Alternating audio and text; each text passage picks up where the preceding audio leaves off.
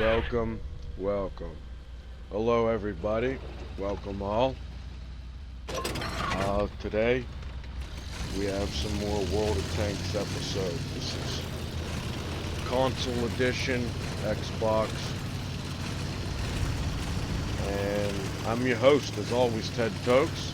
We're finna get right into it this time. As you can see, we got another classic Leopard 2A5.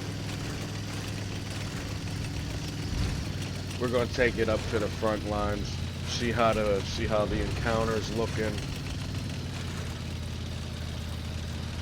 Now, at first, you can see the teammates kind of just doing 10 tanks, one square thing. Likely because maybe they're all going to the same position to play the same way, or even maybe they're just following one of the players, just following behind exactly what they're doing, and it just so happens that they're kind of lemon training. Here we go. First encounter of the enemies. We got a couple of them up on that hilltop. We land a shot. The good news is there's a light tank and a medium over there, so that means that there will actually be some sort of opportunity being created for me, not just me creating opportunities for other players by being the sole spear head of the charge. But since I'm not the sole individual, or I'm not the only spearhead of the charge, we have this medium here on my left. We have that heavy on my right. We have that heavy on my right. You see that? You see how different the game is played? Now granted, this is a 1v4, 2v4, maybe 3v4 if you want to consider some of the Overwatch, right? But look how easy that was. I know. It wasn't like a 1v1 or a 4v4 or a 15 versus 15. That was a pretty unfair fight in our home side's favor. However, that doesn't mean that we're going to do perfect, because the enemies, many a times you guys have seen me come back, win, or even put up a very good fight against 4 enemy tanks as one individual tank on the team. There we go, get a nice shot into that. As we approach it, we bridge the gap. It's down here on its side. We're going to maybe give it a little tap to mess with the timer and not flip it over, though, because if we flip it over, it'll be back on its feet like that and able to traverse and rotate its current, which we did not want, because look, there's about 300 to 400 damage right there that we didn't have to take, because, well, we wouldn't have got shot if it wasn't for me flipping that thing back over.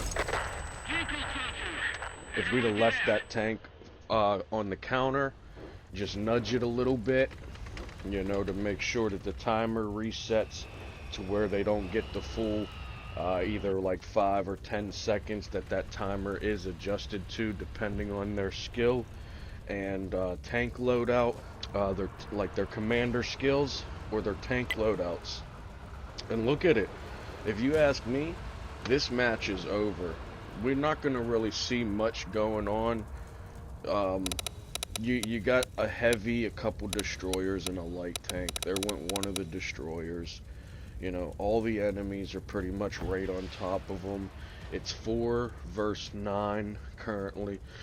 Now 3 versus 9. You ask me, they don't really stand a super big chance there. But at the same time, you can't really assume that they're going to lose, even though it was a 4v9.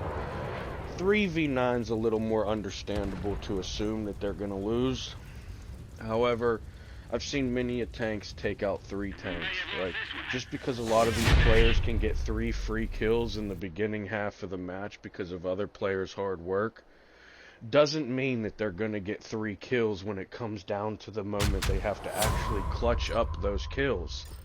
or even just earn some by default situationalized point, right? Say you have a light tank, say the enemy has a heavy, and you're just going to rotate it, right? Pretty basic understanding that those things can happen. Sometimes a light tank with no armor will defeat your heavy that has maybe even the best armor on the team. Here we go, pulling up to this middle battle area. I forget the name of this little center of the map here. Not looking like a super good push though. We're kind of all alone. Got a whole team down the south of the map that's not even... Look. If you have 75% of your light tanks playing Overwatch, your team's no good. Okay? I hate to break it to you, but you have 3 light tanks afraid to do... One of the light tanks went to where I was positioned.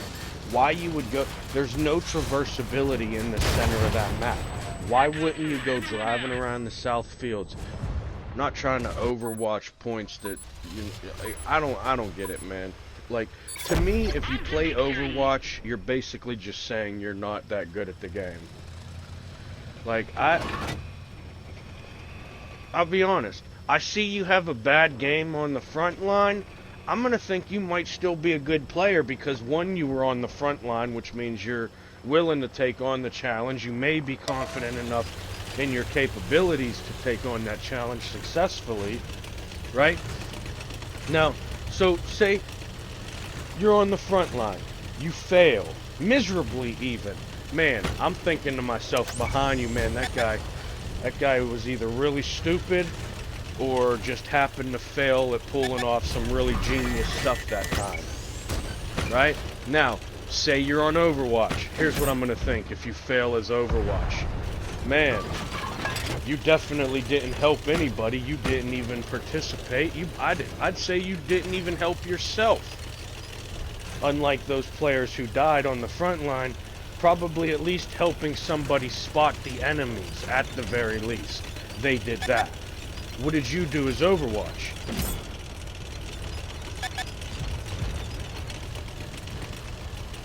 Here we go. We got a nice little encounter in the beginning here. As you can see, there's not a lot going on for me. Looks like my team's dying off. We're losing the south. And that's that, you know. You can see it game after game sometimes when you play this thing. You're just going to have team after team do nothing but overwatching.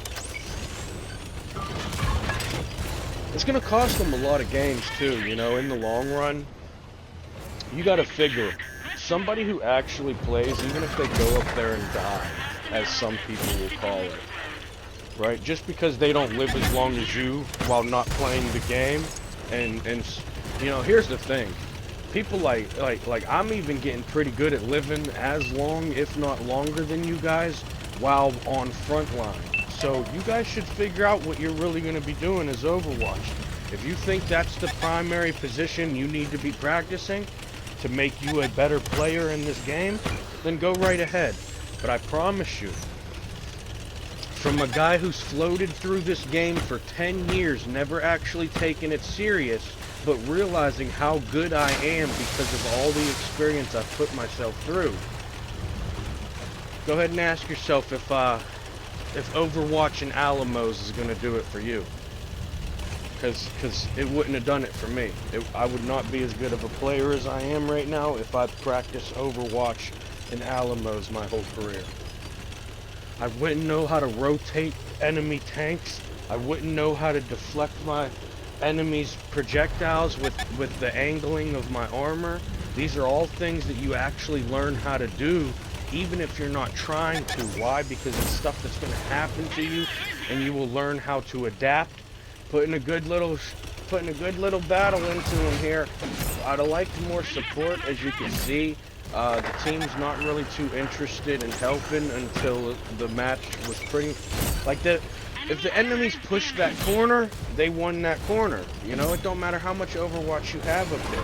They can leave 2-3 tanks there, while 2-3 tanks push 6 of our tanks, and those 6 tanks are gonna win 9 times out of 10. Why?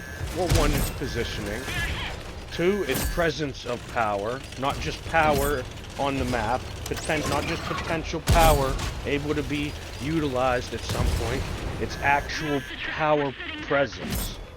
Like right here, for example, you see all the presence of power in the southwest section of this map. But take a look at this match. As it plays through, you're going to see how that power of presence, or that presence of power, is not an actual power opportunity. It's not an opportunity creating power presence. And I would have still been the spear of the charge. There's no other teammate around here besides this one tank with me, right? So you tell me how, even if I didn't push as far or as hard as I did there, maybe I stopped once I reached that D1 square or something like that, to not be this deep into the enemies and be able to get see, the only reason they're not separating and eliminating me is because of that one heavy sitting next to me. Me having me and another player in this position, that's making them more timid, right? They're more likely to think to themselves, this isn't just reward. That would involve risk if I took that challenge on, right? So they likely won't.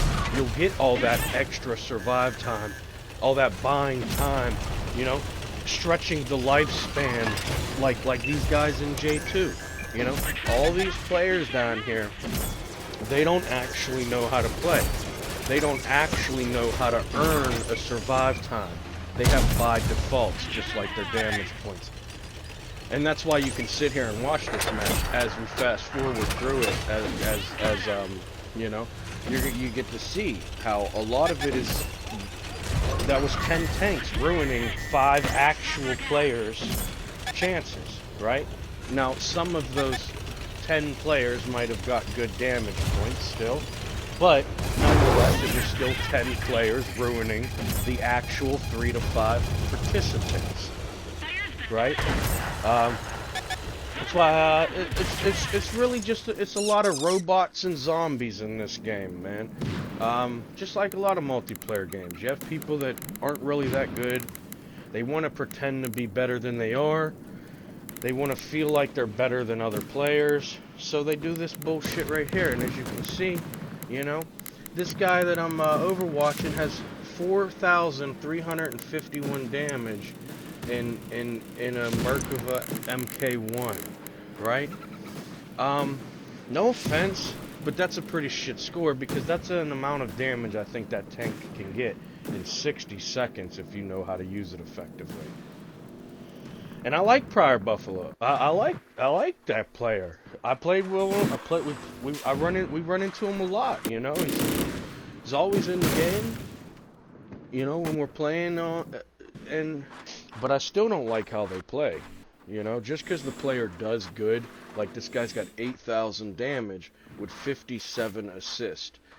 That's a player who didn't help anybody else. That's a player who got help to get the points that they got and helped nobody in the process.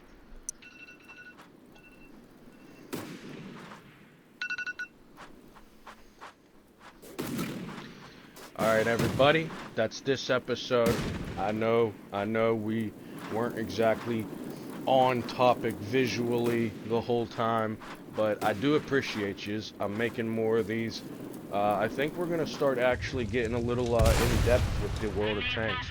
I was getting a little bored with how the releases were going, how the voiceovers. You know what I mean? I'm thinking we're gonna change it up a little bit. We're gonna actually do some good teachings or good entertainment with this tank stuff, because I don't want to quit the game.